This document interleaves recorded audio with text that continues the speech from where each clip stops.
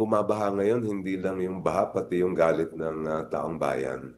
Kaya talagang nauunawaan ko yung mga nagpupunta doon at naglalabas ng kanilang saloobin at hinaing.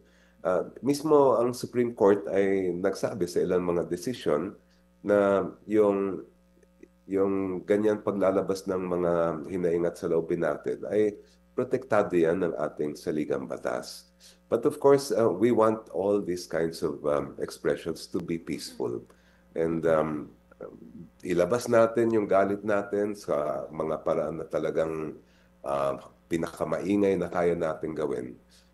At the same time, maging mapayapa din tayo.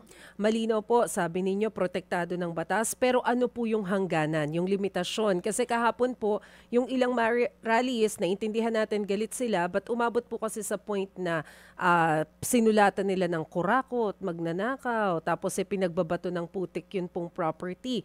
Yan po ba ay kasama po dun sa proteksyon na binabanggit po ninyo? Well, may sinabi ang Supreme Court that pag may ganitong klaseng mga issues ay hindi napipigilan kung minsan yung mga ganyang klaseng mga ekspresyon.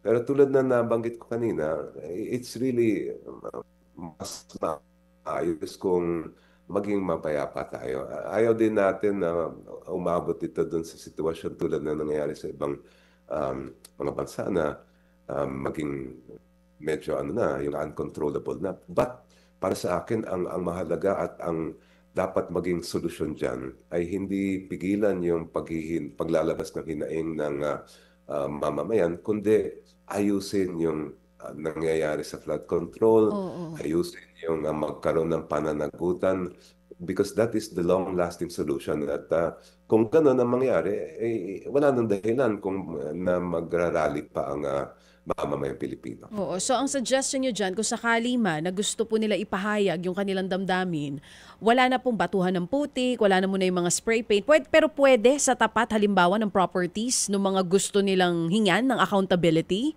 Paano po? Ano kayang po pwedeng gawin? Well, para sa akin, wake-up call ito sa ating pamahalaan. It's a sign that people are asking and demanding accountability.